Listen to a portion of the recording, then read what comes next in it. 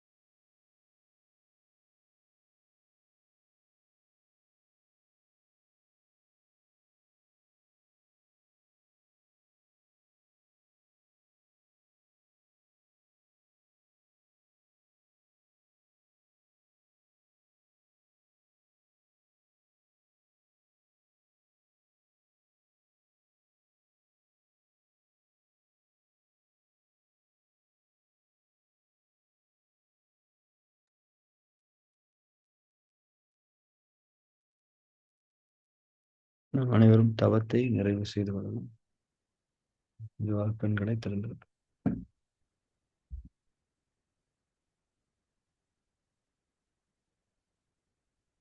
இன்னைக்கு நம்ம பேசினதனுடைய சுருக்கம் என்னன்னா, நாம செஞ்ச இந்த தவம் உணவுக்கானதாக, உடைகளுக்கானதாக, உறைவிடத்திற்கானதாக, உறவுகளுக்கானதாக, நம்முடைய பாதுகாப்புக்கானதாக இல்லை. இவைகள் எல்லாவற்றுக்கும் அல்லாததான ஒரு செயலைத்தான் நாம் உயர்வான ஆன்மீக செயலாக பார்க்கின்றோம். தியானம் என்பது அப்படியான ஒரு ஆன்மீக செயல். அதில் ஆதிமூல தவம் என்பது இன்னும் உச்சம். அந்த நிலையில நம்ம இருக்கும்போதும் இடையில நம்முடைய உணவுக்கான, உடைக்கான, உறைவிடங்களுக்கான, உறவுகளுக்கான, பாதுகாப்புக்கான, மொத்தத்தில் இந்த உலகத்துக்கான எண்ணங்கள் வரத்தான் செய்யும். அதையும் இறைவன் பார்த்து கொண்டிருக்கின்றான். நம்முடைய இப்போதைய நிலை அதுதான். நம்ம எல்லாத்திலிருந்து விடுபடல. நம்முடைய இப்போதைய நிலை உலகத்துக்கானதாக இருக்கக்கூடியதுதான் நம்முடைய மனம். ஆனால் நாம் அதிலிருந்து விடுபட விரும்புகிறோம் என்ற விருப்பத்தை இறைவன் முன்னால் நாம் உறுதிப்படுத்திக் கொள்கின்றோம். இறைவன் அதற்கான வழிகளை காட்டுவான். இப்போ ஒரு காட்டுக்குள்ள இருட்டுல யாருமே இல்லாத குகையில போய் உங்களை ஒரு குறிப்பிட்ட தவம் செய்ய சொன்னோம் அப்படின்னா செய்ய முடியாது நம்மளால. பயந்து ஓடி வந்துடும். ஆனா ஆதிமூலத்தவம் செய்ய முடியும். இப்ப நம்ம ஆதிமூலத்தவம் இன்னும் செய்யல. ஆனா ஆதிமூலத்தவத்தை முழுமையா செய்யறதுக்கான தயார் நிலையில நம்ம அடைஞ்சுக்கிட்டு இருக்கோம். அப்போ எத்தனையோ பேர் அப்படிலாம் செஞ்சிருக்காங்க தானே. அப்போ அவங்க அவங்க பாதுகாப்பை கடந்துட்டாங்க. இறைவன் என்ன பார்க்குறான் அப்படிங்கிறதுல உறுதியா இருக்கிறாங்க. அவன் பார்க்கும்போது யார் என்ன செய்ய முடியும்? என்னுடைய பாதுகாப்புக்கானதாவே நான் அதை செய்யலைன்ற அடிப்படையில தான் அவங்களால அதை போய் செய்ய முடியுது. இப்ப நம்மளால செய்ய முடியாது. ஆனா செய்யறதுக்கான ஒரு வாய்ப்பு நமக்கு இருக்குது. ஏன்னா நம்ம விருப்பம் அப்படியா இருக்குது. இந்த உலகத்தை கடந்த ஒரு விஷயம் நமக்கு தேவை அப்படின்ற ஒரு விருப்பம் நம்ம மனசுல இருக்கு. அந்த விருப்பங்களை நாம அடைஞ்சுக்கிறதுக்கான வழிகாட்டல்களை இறைவன் கொடுப்பான் என்பதுதான் இந்த பயணத்தினுடைய எசன்ஸ். தொடர்ந்து நாம் இணைந்திருப்போம். நாளைய தியான வகுப்பில் நாம் சந்திக்கலாம். Thank you very much. Have a good day.